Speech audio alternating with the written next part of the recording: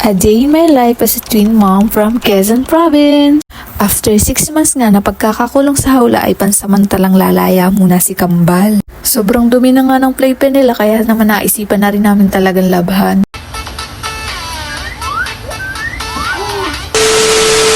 Maaga nga ako nagising para nga kalasin at ligpitin na ang lalabhan naming playpen. Tiniklop ko na nga lang muna ang aming pinaghigaan. Wala pa nga si BFF kaya pagtitiklop na lang muna ang inuna ko. Gusto ko kasing ligpitin na para yung playpen na lang ang kakalasin namin mamaya. Kung makikita nyo nga ay sobrang dumi na talaga niyan. After 6 months nga ay ngayon lang yan malalabhan. Hindi ko kasi talaga kaya if ako lang magkakalas niyan. Sobrang hihigpit nga ng pagkakakabit ng playpen na yan. Ngayon lang din kasi halos nagka-oras si BFF kaya may makakatulong ako sa pagkakalas.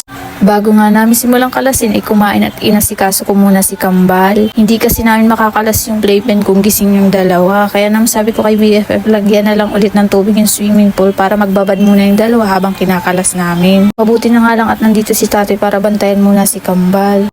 After a minutes nga na pagkakalas ay lalabhan na muna ni BFF yung playpen. Naaingat yung dalawa, hindi na malaman ang itsura. Hindi mo alam kung ginigino o inaantok na. Kambal.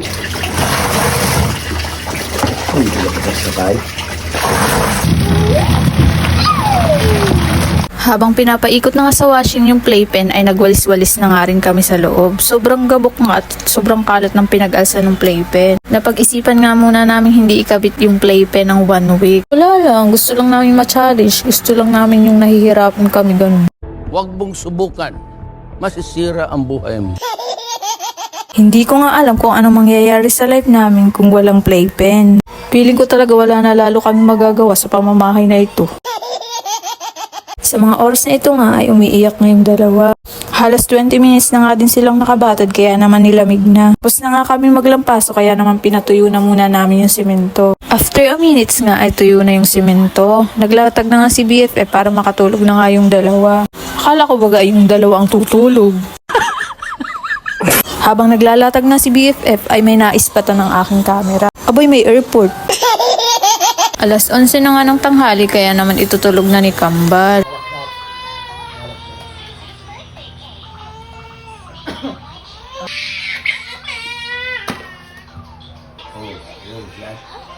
Mukhang ayaw pa nga matulog ng dalawa. Minsan na nga lang silang makalaya kaya siguro sinusulit na nila. Halos ilang oras na nga ang nakalipas ay ganado pa rin maglaro yung dalawa. Lalo na si Kiara. Aba, hindi ata nakakaramdam ng antok. Nakakatuwa na nakakapagod nga dahil maya't maya na ako naghabol kay Kiara. Nakakatuwa nga dahil napagsasabihan na nga din talaga itong dalawa. Sabi ko nga ay wag nga silang lalabas dahil nga mapapalo ko sila sa puwet. Nakinig naman kaya halos paikot-ikot na nga lang din dito sa loob.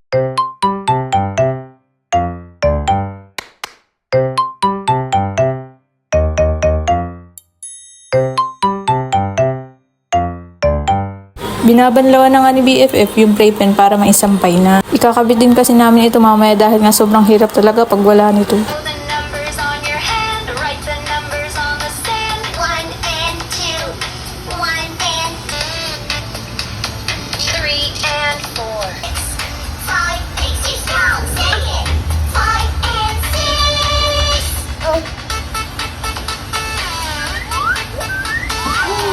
Sobrang hirap dahil kalilinis po palang ay ikakalat na naman ng mga nakalayang preso. Gabi na nga kaya naman naisipan na din namin ikabit. Mabilis nga lang din itong matuyo dahil nga din dryer pa namin. Mabuti na nga lang at itong dalawa ay hindi nangingialam sa pagkakabit namin. Ikinabit na nga namin dahil 11 to 12 pa nga ng gabi bago ulit matulog yung dalawa.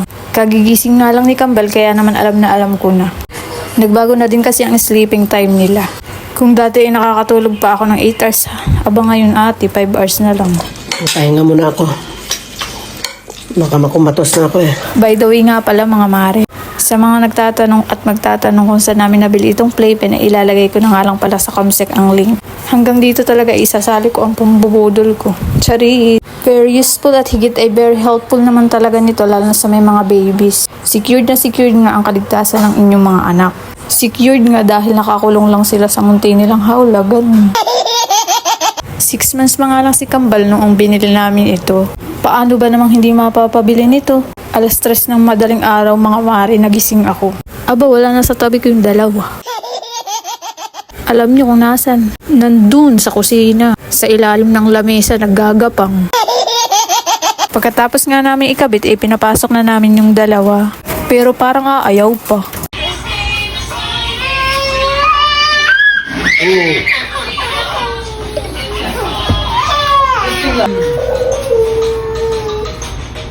Ang iyong kulungan? Ay, namiss ni Biana.